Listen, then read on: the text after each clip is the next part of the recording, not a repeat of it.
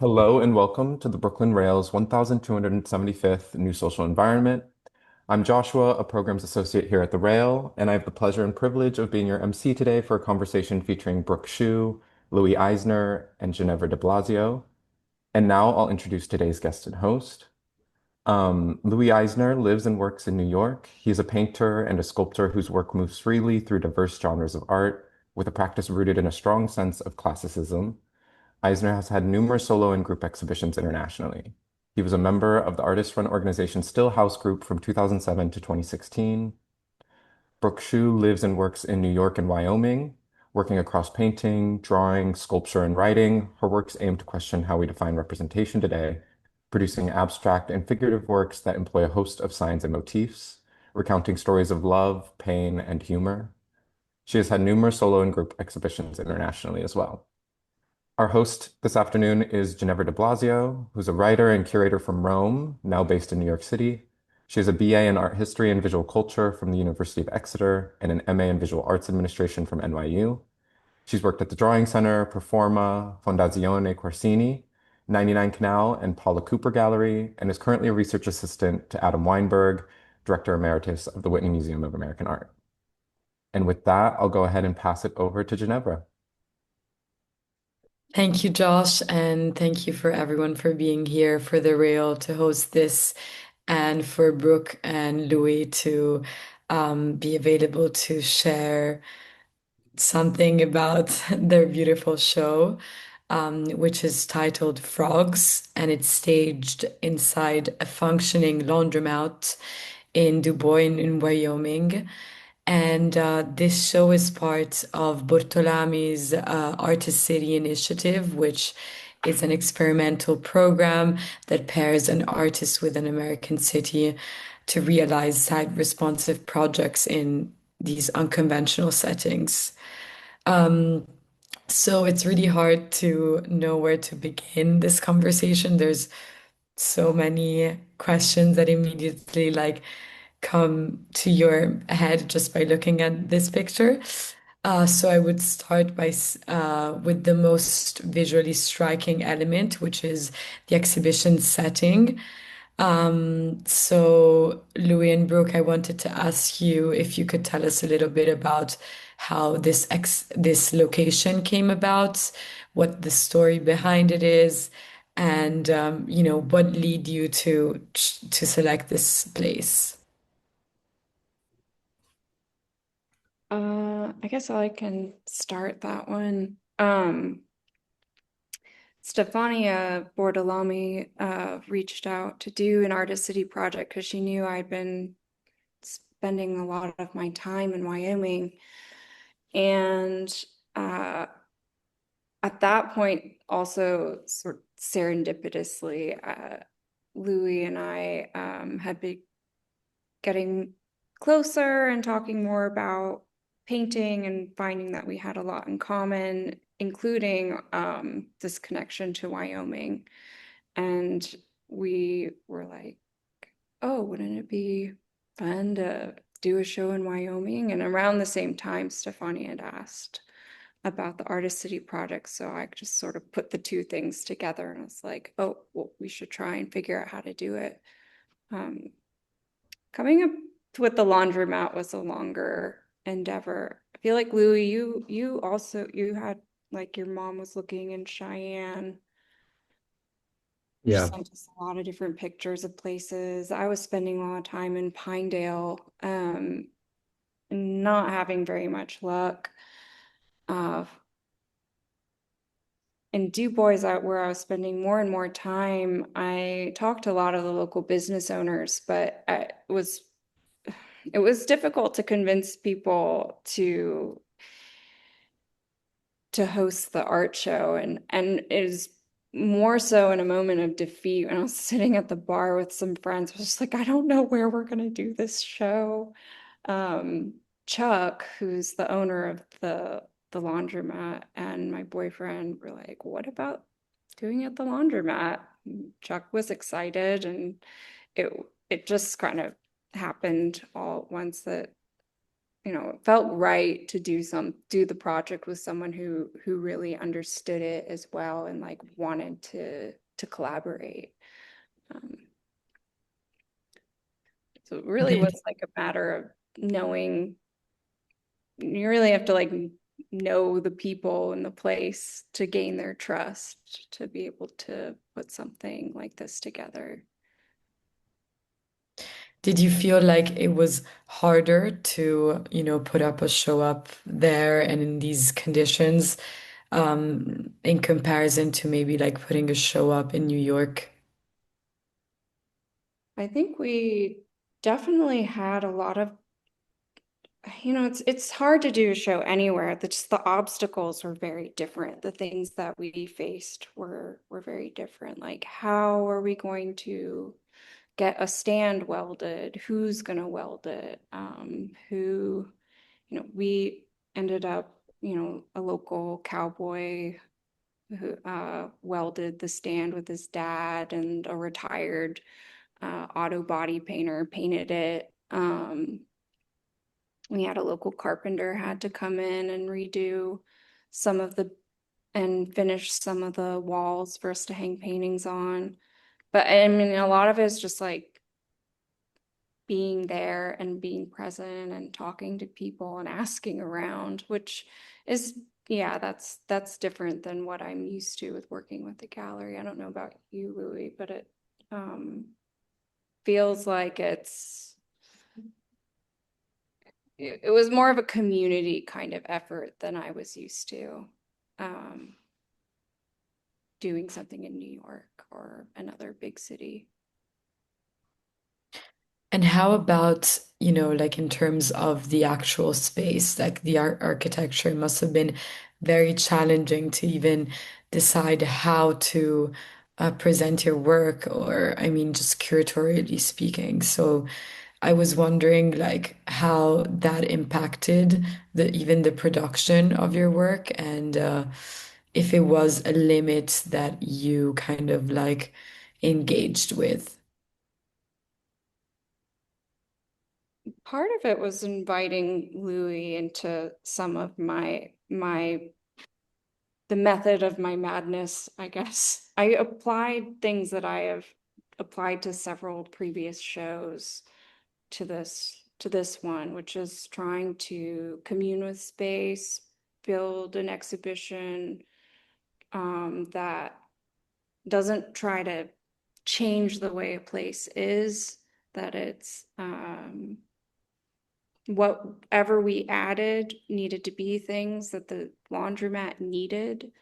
And so the paintings had to and the sculptures had to fit into this restrictions. So you get the sizes of the paintings and the way they're exhibited are what I guess the way I viewed the space, what the space asked for when I was spending time in there. And then luckily Louis was like, yeah, I'm down. I'm down to do like a front and back kind of painting situation that we walk around. Um, Well, I think, Brooke has, I think, done exhibitions, or rather, she's done displays that are unconventional before, and has a great vision for how to do that without having it, contrived or, sort of trivial. And so I trusted that she was going to have a great vision for this. And as we were discussing what the show is going to be from the very beginning, even before we had the space, the ideas around the show changed so much. And being sort of elastic with the project was like really important, so that it could become what it needed to be without, you know, without it being even more challenging than it already was. And so for the exhibition concept per se, do you think that only the space as an independent factor, how do you feel like that influenced the whole show? What do you mean? The space is an independent factor? I mean, just like the engagement with the space, you feel like this was a factor that influenced Mhm. the production of Absolutely. the works. Because the space and the location, and the space and location is as much a part of the show as the work. It's not a neutral space. And it's very specific. So we dealt with it in a way that was playful, but also serious. We didn't want to disrupt anything in the laundromat. And we also wanted to present work that honored our original idea, and so that we weren't making compromises for any reason. But I think the laundromat, both the inside and the outside of the space, definitely informed for me on what the work was going to be, the images that I wanted to use, and the direction that we both went in, I think. That giant buffalo skull on that. Yeah. It was a I major was player, major player. Thanks, Vic Lemon, Yeah, RIP to Vic. who built this sculpture in the late 80s. Local cowboy and artist, business owner. It used to be, I think it's the Grub and Tub was the name of the Yeah. restaurant that the skull used to be, just a little bit further down Main Street. And then when Vic bought the laundromat with his family, it moved to that location. So some people were like, it's an unusual feature for a laundromat to have this sort of entryway. I feel like it's one of Wyoming's probably most recognizable laundromats. A lot of people driving through will stop and take a picture under there. But for Louis and I, it became, and Louis brought this to me, that he viewed the skull as a kind of passageway, and had, you can correct me if I'm wrong, Louis, but you started on a journey studying the process of a catabasis because of the skull. Yeah, definitely. Um, this idea of like a gateway to the underworld, walking through the mouth of a skull. What is that? Besides it being an incredible advertisement for the space, which it really is, what does it mean? What is it symbolic of? And so that definitely brought me back to this play, The Frogs, which is, and a catabasis, as Brooke was saying, is in Greek mythology when a character goes into the underworld, right? And has a journey in this different realm.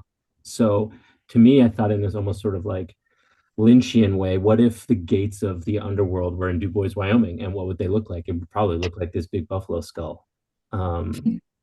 And that's where we would enter into the underworld, and so that definitely helped to direct the sort of like thematically what the work was going to do and how it was going to be in a narrative sense. And we could play with that, referencing, this piece, for example, that's here. Eurydice is a character from a different Catabasis, not the frogs, but the story of Orpheus. He goes into the underworld to retrieve his beloved Eurydice, and this is sort of a tragedy because he doesn't end up successfully retrieving her. But so the work was able to operate within that sort of framework of narrative, anyways. But also to speak to one of your earlier questions, Ginevra, one of the challenges too with making a space like this is that, in Wyoming, most people have an idea of what art is that might be different than in what we do in New York. And there's a lot of like explanation that has to happen. People are like, why would you want to do that? Why would you want to put this in the laundromat? Or why would you want to put, it doesn't make any sense to them because it's kind of ridiculous. And so that is like such a major challenge too, of coming to a common ground of what it is we're trying to accomplish here. And so when Brook, building a community of people, of artists and cowboy artists and outlaws and who, all the beautiful people that she's met in her time in Wyoming, it would have been impossible to do this had she not had that connection, and building that community of people, which were so important.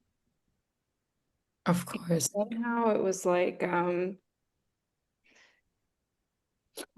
it was definitely a homecoming feeling because I grew up in the Midwest in Oklahoma and left because it was really hard to do what I wanted to do, in the tiny town where I grew up. But I always missed it.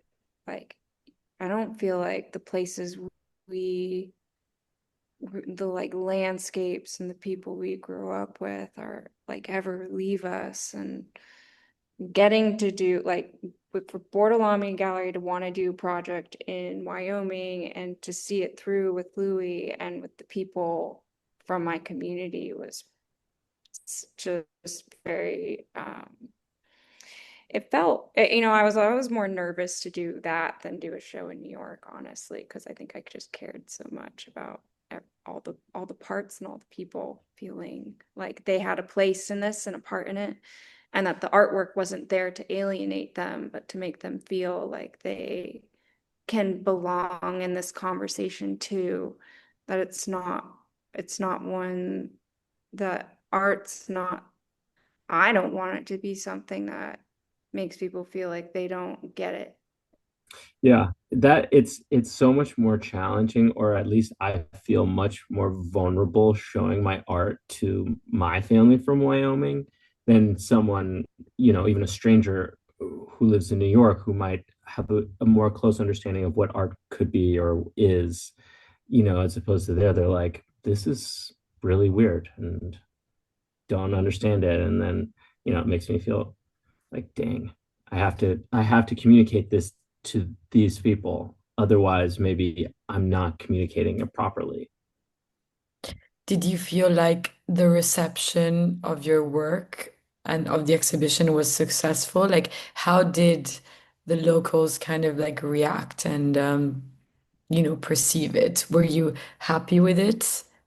Or I thought it was great. I mean, it seemed like everyone was really excited by it and equally as excited as they were puzzled by what was happening. They were like, is this influencers? I Like, know like someone did no, ask if we were no, we're not influencers. influencers, we're just making an art show. They're like, why? We do art fairs all the time, in different spaces and blah blah blah. Why would you do it here? And you get into a conversation, while people are there doing their laundry. They didn't go there for the art show. And so they're sitting there, they're doing their laundry, they got 45 minutes to kill, and we're in there chatting with them. And they're very open-minded and very inclusive. And those types of interactions are the best, because it's hilarious and you get to be lighthearted and serious if you want to. And they go back in and they like really look, they're interested. It's I great. know.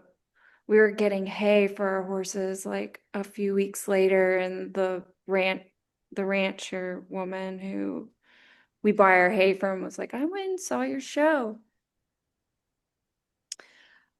The green, like she seemed very nervous also to tell me her experience. She's like, the green. It was like I could barely make out the images, but it felt like I was looking at, and we were at her place, which has like this beautiful view of the Absaroka Mountains rising from this sagebrush field. And it was just like looking at the landscape, like where like you see all these different kinds of green, and then you just start to make out different forms. And then she like paused. She's like, is that okay of me to say that? And I was like, oh my God, that was like amazing. I loved hearing that. It was one of the best, most satisfying moments for me to hear her tell me her experience of the paintings. And, you know, such an honest and sincere experience of them too. I mean, often uninformed opinions are the ones that are the most interesting. Yeah, it's it's like those are that's the approval that I want sometimes too, is someone who's coming, who has a fresh eye, or their own perspective, sort of, un, untainted. But it's really hard in like urban environments to get someone who doesn't look at art normally to come to an exhibition. I feel like doing the show in Du Bois, like it really did provide this kind of space, and doing it in the laundromat too, I think really did, which is it's a welcoming public place that everybody in town knows. Everybody washes their, even if they have a washer dryer at home, they still bring their blankets there. So Yeah, and it's in that sense too. It's not separate from the town. It's not, if we had gotten our own space that we could have for ourselves that we designated for this exhibition, it wouldn't be part of the landscape the way that this is part of the landscape. There's no difference between where the art is and where the town is. It's all together in one. And I think that is a really successful aspect of the project, that it was unified, and it wasn't like here's this and here's this. They're not separate. They're this little lizard's on the screen right now, and we had a couple stole this little lizard. it And was like the Louvre theft. we had a whole Facebook thread going. Yeah. Everybody who We're hot follows on their trail. Yeah. Chuck was giving him tips on where they had seen them, and he was driving around town like looking for these people who stole the little lizard off the book. And then what happened? Did you find it? We put up wanted posters. It's good, they've got away pretty They got much, away. probably. They're But like, someone was like, they're staying at the KOA, and there's like 3 different KOAs. They were camping and like RV camping. I But they think had it's left. We missed them. yeah. This I is think more it's fun it's than in, the Louvre, than the yeah, Louvre. exactly. It's the Louvre, the laundromat. They both start with an L, both a theft. Yeah.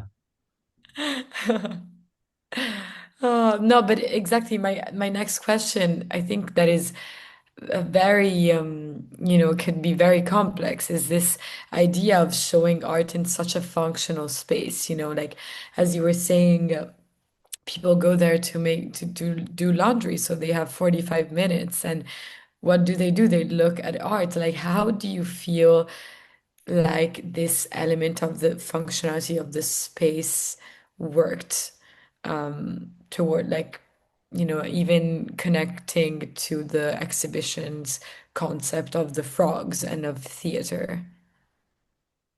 Well, none of us get that much time from viewers generally. Even just ambiently sitting with the work, people don't spend that much time in a gallery. So it was, that's another opportunity that we just gained from doing the show in this kind of space, is the amount of time that people spend. I think spending time ambiently with work, even if you're not just actively looking at it, has I think it's effects that, and too. not to like objectify the people who are doing their laundry, but having them in there performing and being in the space also added to the sort of texture of the visual environment. You know, walking in there and seeing guys with cowboy hats and strange. There's strange to me. There's normal there, but it's like that.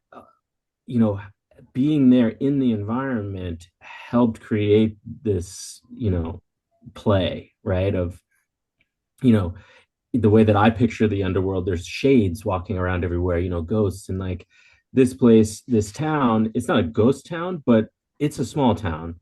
And, these characters are, they're obviously not dead, they're living, but they feel like they're from another era sometimes. And so all that is like, I don't know, adds to it, to the play. These are characters in there too, all the people in there doing their laundry, and the movement of the laundry machines themselves, like a washing machine is like a television, especially these ones with like the glass fronts. You could like really sit there and it's like mesmerizing.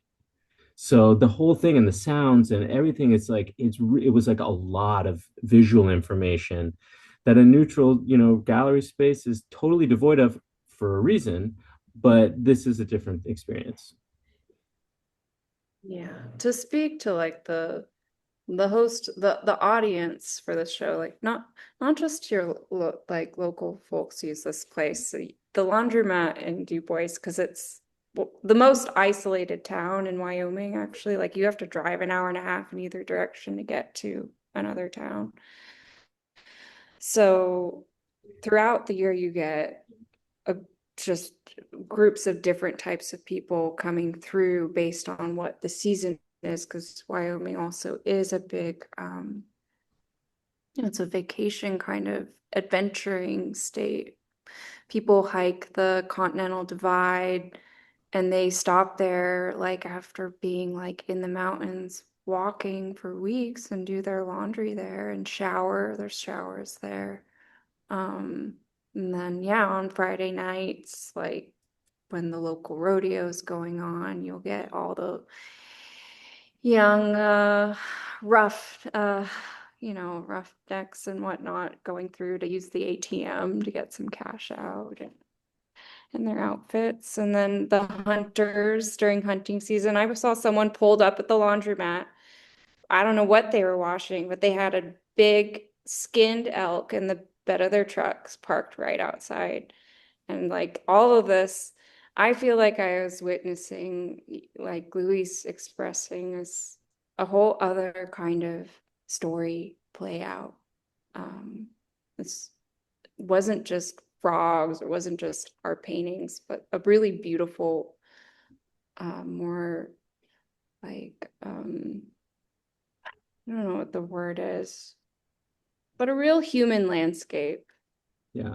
I feel like we talk about landscape or subject in art or subject in painting, and like we sometimes don't add ourselves into that whole thing. But this really, for some reason, it really allowed the whole stage to expand outside of the artworks and bring in a whole host of characters. Yeah, I feel like the word here is very human in the sense of like I think this show really is a form of like decentralization, and it's so much more about being able to, connect a community, like people to art in a way that it removes every single possible barrier that the art world is so known to hold. So, I mean, how do you feel about that? Like, even for the future, like, is this something that you're interested in? I think always, I think especially, having made art since I was in my teenage years and exhibiting, really young, these are the places that you start making exhibitions, you start where you can. Sometimes it's local, sometimes it's super random, wherever opportunity you can get, and usually through people you know.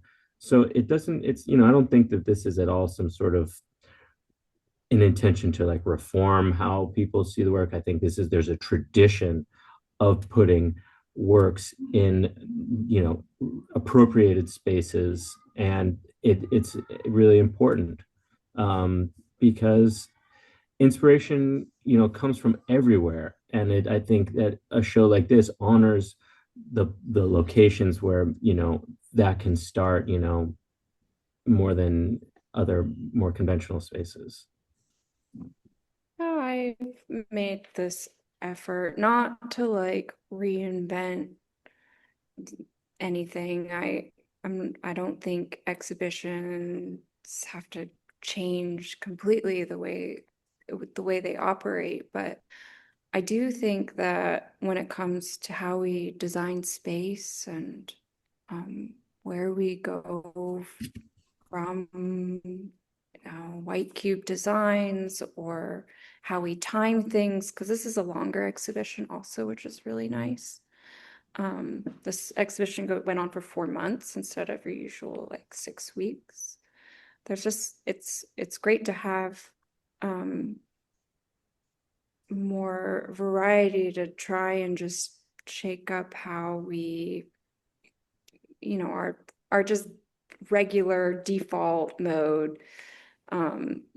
It doesn't mean delete white walls from every gallery space, never use them, but maybe when we go to design spaces, some of these beliefs or values can go into them moving forward. Who knows? It's just like one hope or thought, and in the long term one, really not one where like I think it needs to be just like this immediate thing, but shows I want also for people to feel like they don't have to be validated by some kind of thing in an urban environment, like what I said earlier, growing up in Oklahoma and doing art there. Like, even though I left, Louis reminds me that I did have my like freaky friends there too, and we did put on shows in like abandoned houses and shared our work with one another, and that was part of my beginning, and I haven't really stopped doing it either. This show just felt like proof in the pudding, kind of. Yeah.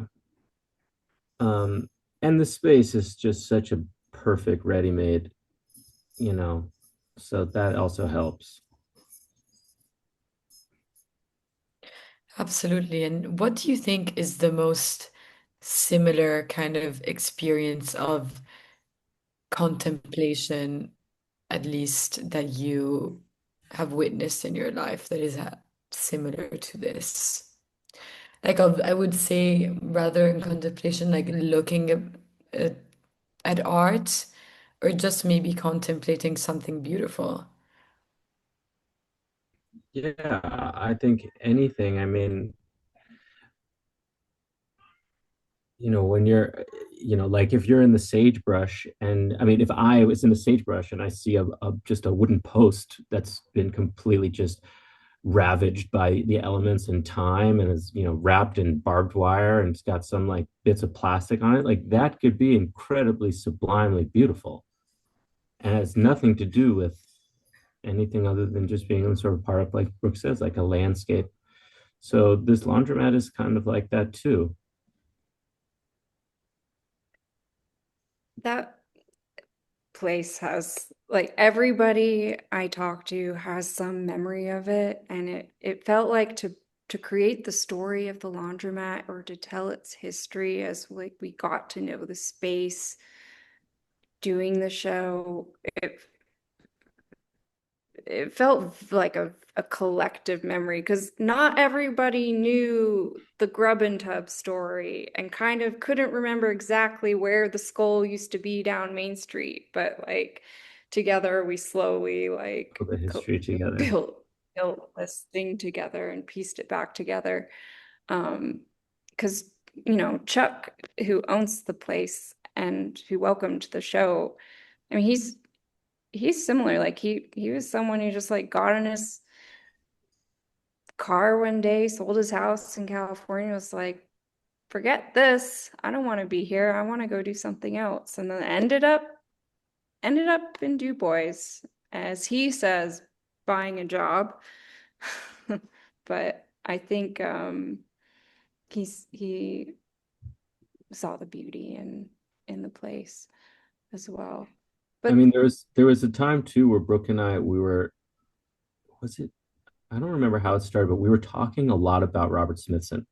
I don't know if it was because you were reading a book on Robert Smithson. I can't remember why, but we were talking about Robert Smithson. And also part of this project to me is like, and this might be going on a limb or just like kind of overly enthusiastic, but it's kind of like an earthwork.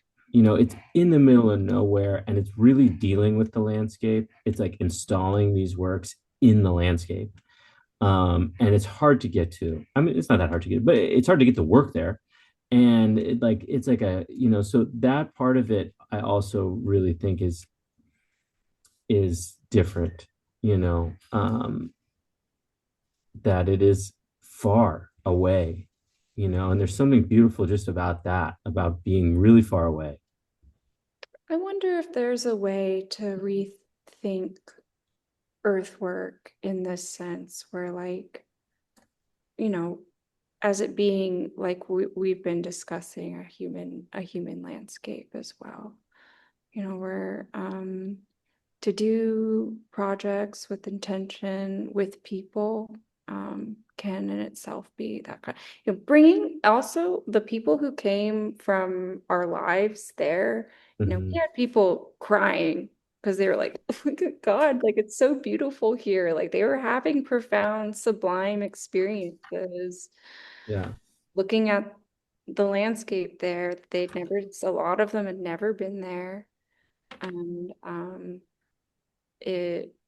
there's something about this place. I'm just we're just little small parts of it. It's a There's a real, huge history of artists being here, important artists and characters, and it's, yeah,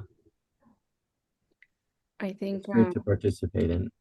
I don't think Smithson or like Holt or any of these artists that went west to build larger land form land artworks are so they're not I don't think of it outside of something that we did, even though our like painting itself being so fragile and needing this kind of care of the inside, like you can't put them outside. This kind of space becomes necessary to host paintings specifically, um, which is a medium that both Louis and I have connected over. Like that was our initial like real connection, was our love of painting. Mhm. And so, I mean, the show definitely has this very strong installational quality, as you were saying, Louis, and like it's almost like an immersive experience that the works cannot live almost in isolation with the space, and the space complements itself. And so I was wondering, I wanted to go back to what we briefly spoke about, like the reference of the show to frogs and the comedy that it's referencing. So this kind of idea of, a theater and like also this movement between comedy and critique um, Mhm. is something that I feel like it's very interesting, especially because of the context. I was wondering if you could speak a little bit about that in the context of the show. So the frogs, the play is very much like this sort of Mel Brooks kind of comedy. The premise of the play is um, Dionysus, who is the god of theater, but also the god of wine and kind of like the god of partying. He feels that because Aristophanes or because Euripides has died, there's no great poet to sing his song, right? So he embarks to go down into the underworld to resurrect Euripides. And the play is like filled with like fart jokes and like it's really like lowbrow humor. And also, taking advantage of the political unrest at the time when it was written, which was the Peloponnesian War.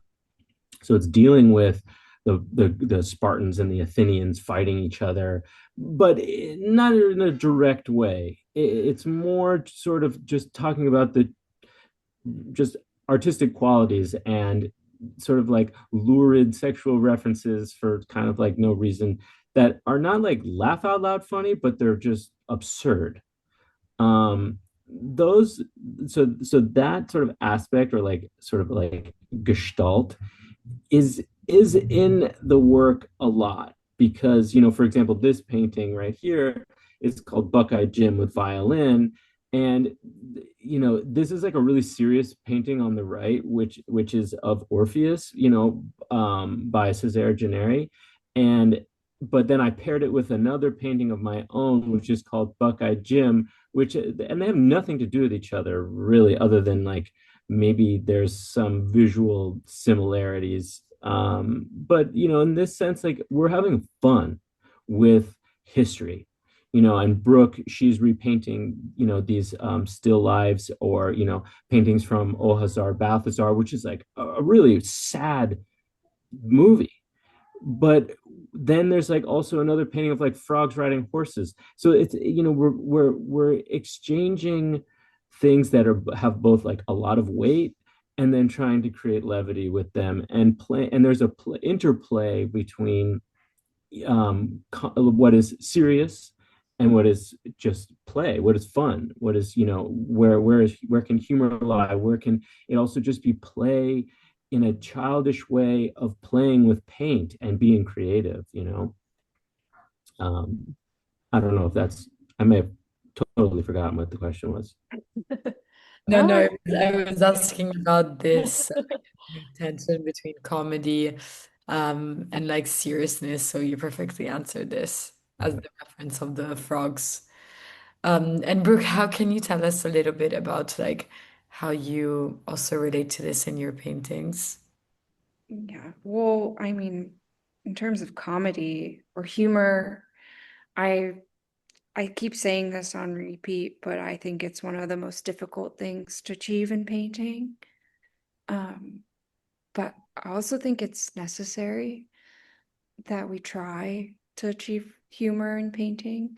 I became really concerned with it because a lot of the subject matter in my paintings over the years has been pretty like melancholic, I would say. I had this fear that there was too much of it. So I brought in skeletons and anthropomorphized animals and all sorts of things to help me cope with wanting or desiring humor. And I found like the way we developed this show, like frogs came in through the back door, but I feel like every time I revisit the text, like I connect things from the paintings back to it. I had already been painting these Balthazar works, and then I was rereading the first passages and frogs, and there's this whole passage in the beginning where Dionysus is talking to Xanthias, his slave, and Xanthias is riding the donkey instead of carrying the baggage, and there's this expression that comes forward from Xanthias, and he's like, my burden, meaning my burden of slavery, is too great to carry. So the donkey carries me. I have too great a burden. And he's arguing with Dionysus that he's like, I'm not going to carry the bags. And I had finished the donkey paintings and I titled them Carry the Donkey off of this line, relating this moment of in Ozar Balthazar, I mean, like, if you don't cry when that donkey dies, I feel like you're not a human being. Like, or your humanity is, A question. yeah, wanting. I'm like, it's a really important movie, I think, in terms of this conversation around humanism and what the value is and how we treat the world, and how we believe, what rights other living creatures deserve. And this moment of intimacy between Marie and Balthazar is so touching for me. I've worked with it a few times, but to relate it, loosely to Frogs, the play, was, I think like one of my favorite kinds of relationships. I love I love it when things sort of fold in on one another like this with art. Um, when we start to see how and really feel how stories, myths just continue, um,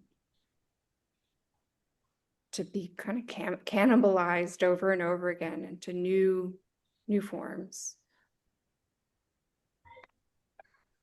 When you speak about humor in painting, it's very interesting.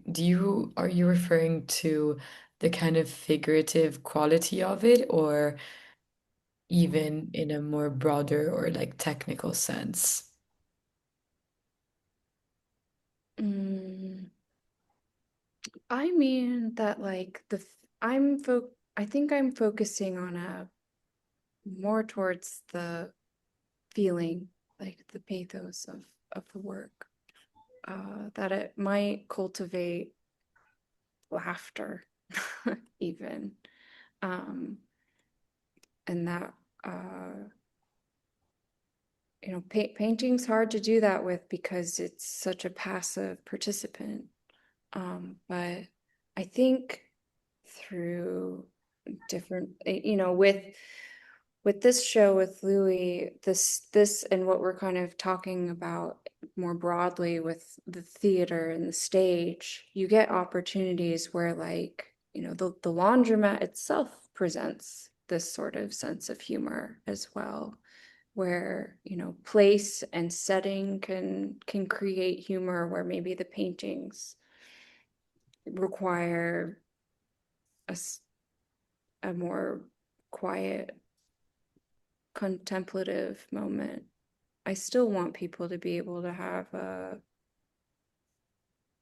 you know, a space to grieve or to feel, any of these more difficult emotions. But humor's the one that's like part of the healing process that I feel, is hard to it's It's hard hard to to, get, like, without, like some of the things you said about Frogs, the play. It's like some of the humor might be lost on us a little bit because it's written so specifically for this time in, um, ancient Greece, but we do relate to it still. I think too, funny things are not traditionally beautiful. There is beauty in that, and there's an honesty and a vulnerability in things that are funny, but maybe not beautiful in like a really sort of traditional or generic sense of what beauty is. I don't know if I even really agree with what I'm saying, but I think it's difficult, like what Brooke is saying, to pair those things because sometimes things that are funny are ugly. And ugly things can be beautiful too. It's a sort of chiaroscuro. It's a combination. Having a serious art show inside a laundromat, I think, is also a beautiful way of including humor and beauty and yeah. So No, and do you think that the works are beautiful in the show, or I think so. I do, yeah. or humorous. So ugly. Whose work are you talking about? No. Uh, definitely beautiful, I think. Um, totally. I mean, I struggle to share things like paintings of the frogs personally. I mean, it is a sacrifice I make to my pride. I will admit that. Like I want I if I were to like reveal like a more secret desire, I want to be perceived as someone who has this kind of seriousness or something. But I have this deep need for these things and to see them. And so I'm making a sacrifice by of my own ego a bit Mhm. by painting them. I'm it's a this kind of willingness to let go of a part of appearances that I think should I guess I believe should be let go every now and then. Why not? I believe in play and and Louis was someone who's so willing to play in this exhibition, which and Chuck too, Yeah, and Ami and Stefania and Kim and all the people we worked with was very much felt like we were playing to make this. It didn't feel like such a, you know, for the there pain. was definitely a lot of logistical organization difficulties that were not fun, but I mean, we had the paintings delivered in a horse trailer. yeah, that was awesome. That was so cool. That was that was you know, and figuring out how to get them to all the artwork to not get messed up in the back of the horse trailer was another funny obstacle. Um, all the behind the scenes stuff. But to humor, I do think, yeah, there's a part of my like ego or pride that I sacrifice to share and paint some of that stuff. Um, I don't know about you, Louis, but Louis, Oh yeah, since I've known your work, you've embraced these polarities as well in your work. Well, totally, totally. It's a difficult thing to balance of wanting to be honest, and in that sense, like humorous and like kind of gross and ugly, and which is true. And then at the same time, like the fantasy of being, really talented and serious and intelligent, and it's hard to do both. I guess this is a shared, even human, feeling, apart from painting too. I don't know, maybe Yes, me, but totally. it's interesting how we can re reflect it directly to painting, but ultimately it's a behavior that we probably most of us hold inside. Hmm. Definitely. I mean, especially too, like in the Frogs book, not to bring it back, Dionysus is like his whole MO is to go and get Euripides to make him feel good about himself, right? Because he wants the poet to praise him. And in so doing, he also reveals like how debased he is. So it's like so like, really contradictory. Mm, that's beautiful. And so then I have one last question, and then I want to leave it to the public. I'm sure they will have many questions, but I was wondering, like, how was it to, more generally, like, make this show together, like, about, your practices intertwining, like, did you learn more about each other's practices, and did some works kind of come into being together? And I was just curious about, you two and how did that flowed. I feel personally so grateful to have to do this exhibition, and Brooke is someone who I feel like is, she and I are aligned on so many things, and in our references and the things that we're looking at and listening to. And so it was such a pleasure every step of the way to be able to share things that I really care about that most people that I know, even the people I'm close with, don't really care about. But Brooke does. So that it's like, when I work in isolation. So then to be able to collaborate on projects like this is such a refreshing relief from all the time that I spend in my studio, just like toiling. And so I feel like it was completely enjoyable every step of the way. And also with Stefania and Kim, who were so supportive and like really encouraging and like driving this thing too. It was like lovely and fantastic. So Brooke, you have to agree with me. I've long struggled with this isolation of being a painter or painter who paints her own paintings. So because it requires a lot of time alone in a room in the studio, and I've tried to find different ways to break that up, even though no matter what, the painters, we're going to have to do this time alone in the studio, no matter what. It's part of it. But it's really important to have people who you can share and really like encourage each other's work without sort of like stepping on each other, which can also happen. And Louis, I've found, is someone who's, so fun to work with.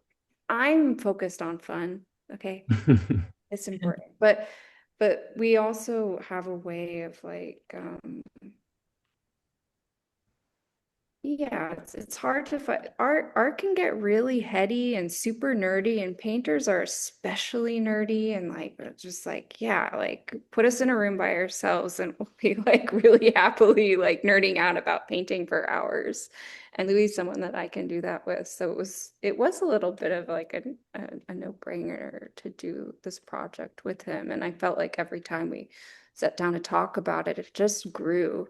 Like everything grew organically, everything grew together. And I felt like even when it came to installing the works with Kim and Stefan and everyone, like it wasn't like a struggle. Like it was like the works understood one another.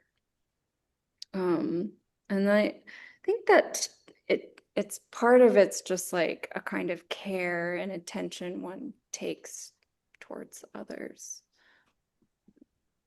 when it comes to collaborating. Mm-hmm. Thank you both. I think this is a beautiful way to end our conversation and leave it to the public. So I Thank you, will pass Ginevra. it on.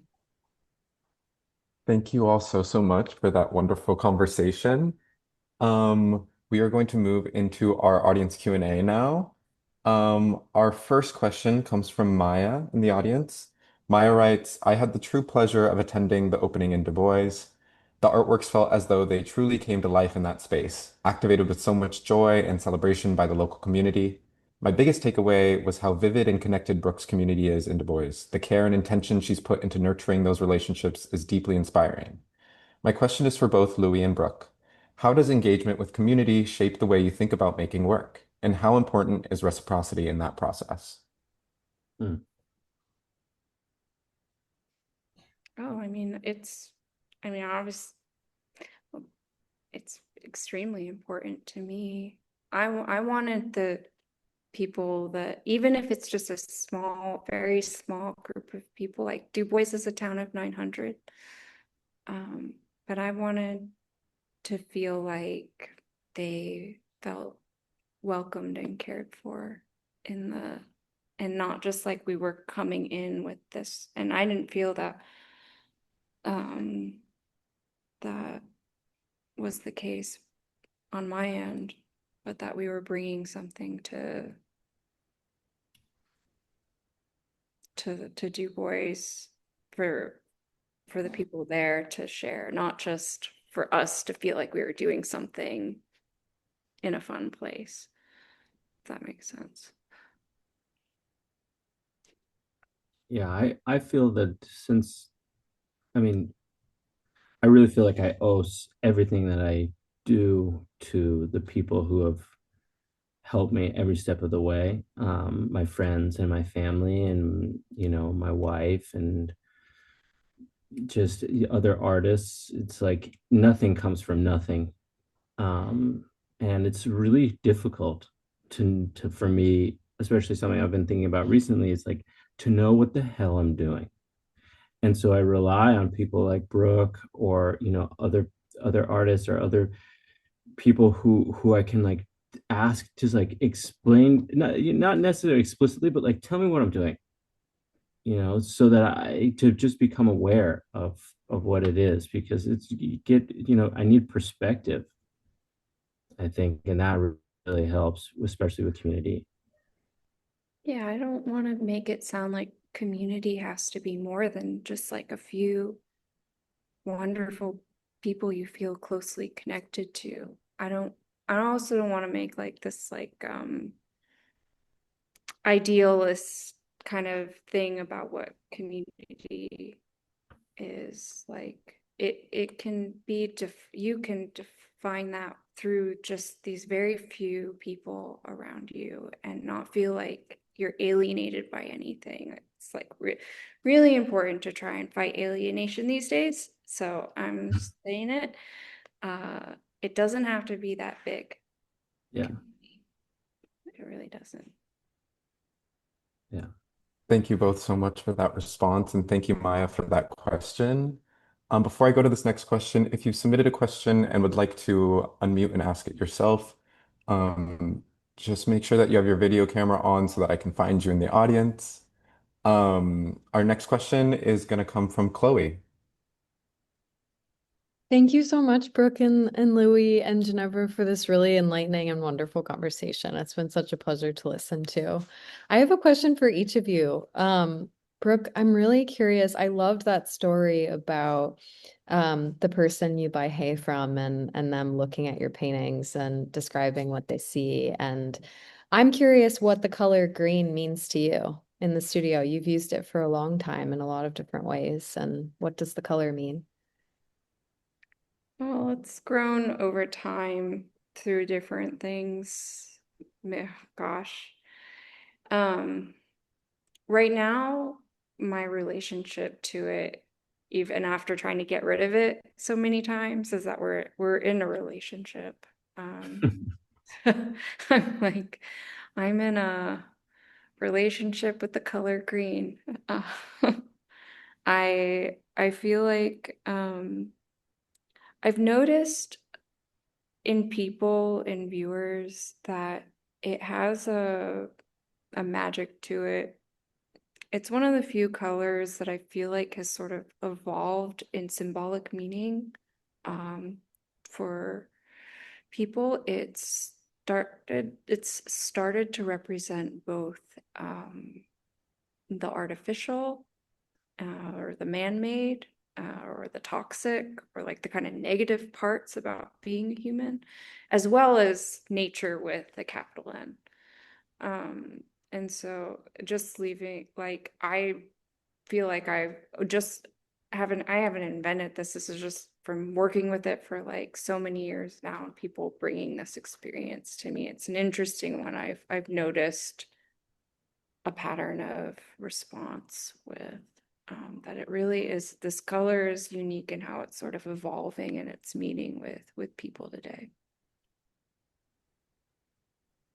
It's a really beautiful color. Thanks for your reflections on that. I also wanted to know, Louis, I know you often paint with color and noted that many of the paintings on view in Du Bois are in black and white. And I wonder how you make those decisions and what they mean for you in the studio. Hmm. Um, in this particular case, um, as I was developing the imagery for the show, I anticipated that Brooke was going to use green, and and there's just so much visual information in the show, so many colors.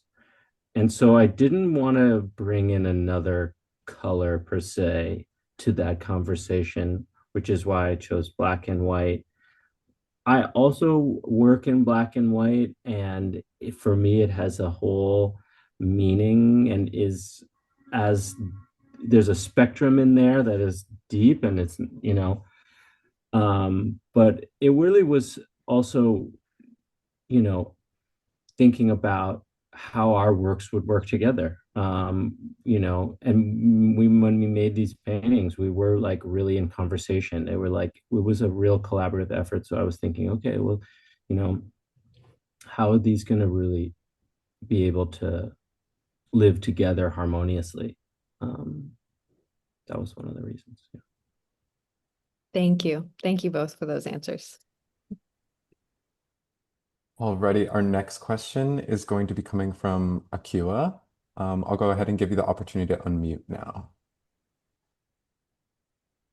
Hi, yeah, thanks for this talk and also congratulations on a really beautiful show. I'm in Germany, so I can't come to see it, but I would have loved to. I really loved your takes and remarks on humor and like playfulness in painting. And Brooke, you also mentioned melancholy. And so I feel like those two are kind of opposite ends to like an axis of like how we relate to works of art or paintings. And I'm wondering if you guys feel like there can be like an overbearing like melancholy or pathos in a work of art, and if so, if that can break a work. I hope that makes sense. Mhm. It's a very specific question. It's an important one. I'm trying to be thoughtful.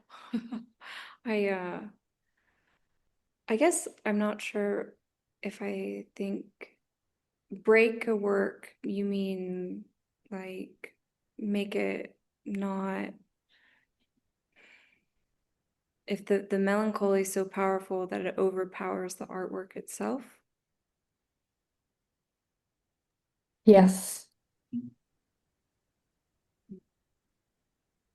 I think sometimes grief in general, if someone's struggling with it, can overpower, and like if speaking from an artist's perspective and trying to be a creator, grief can be so powerful that it makes it difficult to do anything.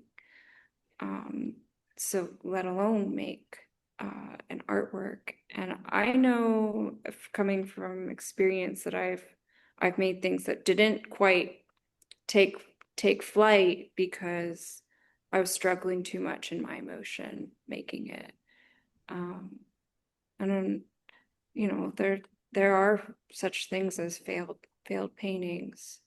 And I do think sometimes for me, it can be various different things, but just speaking on in terms of melancholy or emotion or grief, if that is the thing, I've definitely seen paintings fail because I couldn't see past my emotion to make the thing. I don't know about you, Louis. That's definitely something I've struggled with. Yeah, definitely. Emotions are really not helpful sometimes. And they're fickle and difficult place to create from, I think.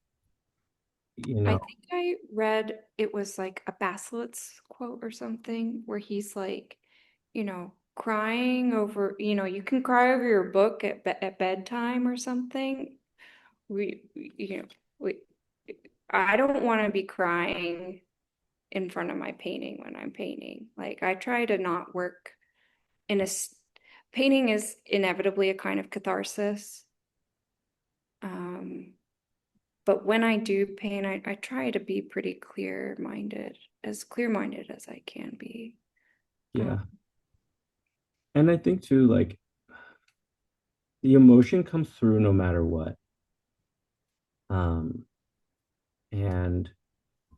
with the intent, I don't, sometimes you try to hide it and it comes through, and other times you try to put it in and maybe it doesn't. I don't know. What am I trying to say? I think it's difficult to, yeah, like what Brooke said, to paint with the emotions. It can make things just really painful. The making it part will be really painful.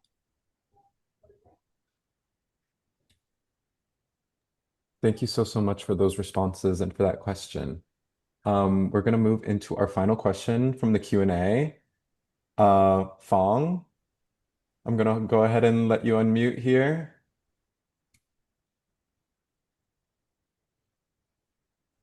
Thank you so much, Brooke and Louise and Ginevra. What a wonderful, very melancholically mellow. I like the way you speak so slow.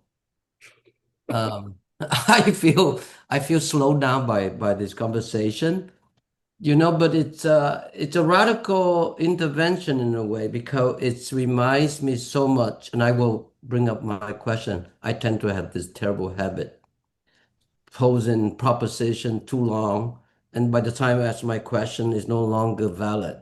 No, but it's true.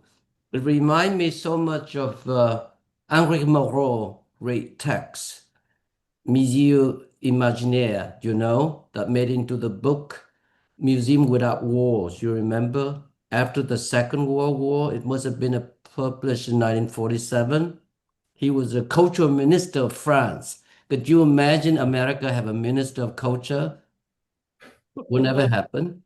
But that was so radical because he's imagined what would be the possibility museum that if it's accumulate reproduction of the works of art, so therefore not be constrained by the limitation of museum representation, installation, as well as its geographical limitation.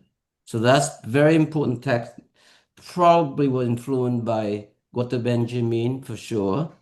But and then moving forward to Brian Doherty, important two essay published in Art Forum in the mid-70s, 76 probably. Inside the White Cubes, you remember that, read in college? Oh, yeah. Anticipate, exactly. And then moving a little bit, I don't know, when did Francesca Woodman die? Was it early 80s? She was 22, which I wanted to bring her up in the context of Peter Limbo Wilson, who wrote essential text, which is very important to how the rail deploys spatial surrounding. TAS, Temporary Autonomous Zone, 1993. If you guys haven't read it, I urge you to read it because he argued for, instead of just positive negative space, he argued for the space in between that. And that exists super narrow. It's like everyday epiphany. In that space, if we know how to activate, it's immensely productive and it's monumental and it's super dangerous. Hello. It's the most important anarchist literature for the longest time. So my question is, there is visibility versus invisibility. There's a interplay between the two. To take an exhibition in such context is very radical. It's accessible, but it's also very subversive. It have a lot of constraint and restraint, spatially, psychologically, and the value of work of art, which is made, it's a fact made, truth. And so I'm thinking about, can this be potentially an ongoing intervention, spatial intervention? I mean, you guys done it now. Would you think you would do more, or could it be developed into other things? Because one thing that we know when we do such intervention, we have to surrender to the site. It's not so much what you had in mind. Am I right about this, Brooke, Louise? Yeah. Yeah, you have to respect the surrounding. In other words, I don't do much of curation now. Well, I am, but not in the old days, where I always respected the environment, the site that cries out for the installation. It's based on a very wise remark that my grandmother told me. When you live in a long tube, be thin. When you live in a barrel, be round. And I think that's why sometimes one walk into the space where the museum installation, with the gallery installation, you always know something is not incredibly respectful about the space because they're so inhabitualized by the given space. So they impose the work of artists in the given space. Where what you guys doing is that you subversively providing the context from which the works of art can be blended in, not standing out. Exactly what your work has been so long, bro. I, Uh, I mean, does that make sense? yeah, for sure. I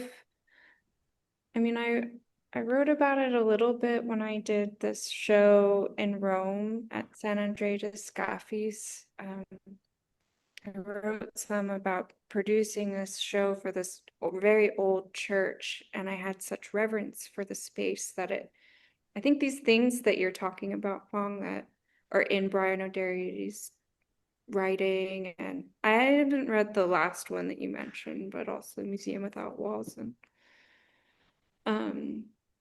I also really like In Praise of Shadows by Tom Hickey. But I was raised by landscape architects, and so and we always my parents taught me to view that art form as a holistic one that has to take in like the entire environment. Yeah. So I've it was one that I didn't study landscape architecturally formally, but it's one that I think has affected me profoundly because of being around it so much. When I went to the laundromat and then asked Louis to do what we did in that space, and then we started to develop it together. It's from this personally, it's from this knowledge I gained from my parents, from their studies in landscape architecture, which really is a art form of the in between spaces when you study urban landscape architecture as well, or any kind, because you're really caring for the spaces between all the buildings. Yeah. It's super true. It's certainly more effective in Brazil than here. Yes. For sure. Yeah. I've always wanted to go to Brazil. I mean, we got Central Park, that's not too shabby. Well, yeah, that's true. Without Central Park, I think there much more greater violence in the city. We can only imagine. But well, it's a phenomenal collaboration. Congratulations so much. I want to go there and see it, but it will be hard. Really should. You really should. Well, what's the flight, Louis? Well, it depends on what time of year you're going, but you could fly into Jackson Hole and then you drive from Jackson Hole. Alternatively, you can fly into other airports, but that I believe is the closest one. It's about an hour and 45-minute drive. It's a gorgeous drive because you're driving, you fly into basically into the Teton Mountains, which is insane. And and then you drive down south towards Du Bois, but it's so bucolic and the landscape is severe and gorgeous. And yeah, so it's truly magnificent. And then the town of Du Bois is like it's like a Sergio Leone like Western town. What? Really? Yeah, totally. Yeah. Sergio It definitely feels like the last frontier. Wow. Well, Sergio Leone created Clint Eastwood. Yeah. And this place created but I mean it's really it feels it is really authentic. And you go there and you can stay in the town or you can stay at there's dude ranches around. One that I stayed in was called Three Spears, which is run by a couple who are so beautiful. It's a whole experience that Cool. you would love. Yeah. Well, please, maybe when Ginevra comes back, we go together. Yeah. Yeah, let's do it. As long as there's some protection for me, I go. Yeah. Okay. You'll be safe. I You'll don't be gonna safe. be arrested or anything. Well, thank you guys. This is Thank you, Bob. fantastic. Yeah. Back to you, Joshua. Is Thank you. it So Maclay or yes, it's Josh, no? it's me. Yeah. It's me, Fong. Yeah. It's me. Thank you so much for that question, and thank you so much for those responses. Today we'll be concluding our program with a special reading from Brooke and Louis. So over to you, Louis. Okay, so we are reading a passage from the play The Frogs, believe it or not. And this is in this passage, you have Dionysus, who's dressed up as Hercules so that he could get past Cerberus, who's the three-headed dog, the guardian of the underworld. And he's made it to Charon, who is the boatmaster who will take him across the river Styx. So he's basically in this big marsh, and he's got into the boat, and he's starting to row the boat. So Okay, you ready? I'm ready. As the small boat begins to wait, no, are you? Oh yeah, so Brooke will be playing the part of Dionysus, and I will be playing the part of the frogs. And are you reading these bits in the parentheses? I forgot. You're reading the parentheses. Okay. Okay, here I go. As the small boat begins to move, the chorus of frogs is heard from off stage. Brek-ek-ek-ek, croaks, croaks, brek-ek-ek-ek, croaks, croaks. Children of the marsh and lake, harmonious song now sweetly make. Our own enchanting melodies, croak, croak. The song we sang for Nisus' lord, for Dionysus, son of Zeus, in Limni at the Feast of Jars, as people in their drunken glee thronged into our sanctuary. Brek-ek-ek-ek, croak, croak. I'm starting to get a pain in the ass from all your coax, coax. Brek-ek-ek, quacks, quacks. Piss off and take that coax, coax with you. Oops, I missed a line. Not that you give a damn about it. Quacks, quacks, quacks. Well, oh wait, piss off and take that coax, coax with you. Nothing but coax, coax. Yes, and for us that's fine, you meddling fool, so asinine. Music-loving muses love us too, as does goat-footed Pan, playing music on melodious pipes. Apollo, as he strums his lyre, loves us and what we sing, for in the marshy waters here we grow the reeds that bridge his string. Recrex, croaks, croaks. Well, I'm getting blisters and a sweaty bum. Next time I bend down, it's going to speak. As Dionysus leans forward, the next stroke, he lifts his rear end up in the air to fart at the frog chorus. But their next line drowns out the sound. Brek-ek-ek, croak, croak. Stop it, you music-loving tribe. No, we'll sing on all the more. If we've ever hopped on shore on sunny days through weeds and rushes, rejoicing in our lovely song as we dive and dive once more, or as from Zeus's reign we flee to sing our varied harmonies at the bottom of the marsh, our bubble splashing melodies. That's you, bro. Coax, coax. From you, I'm catching your disease. If that's the case, you'll never please. That's hard on us. But worse for me. I may blow up here as I row. Croaks, croaks, croaks. Go on. Keep croaking. I don't care. We'll croak on till our throats wear out. We'll croak all day. Croak, croak. You never beat me in this play.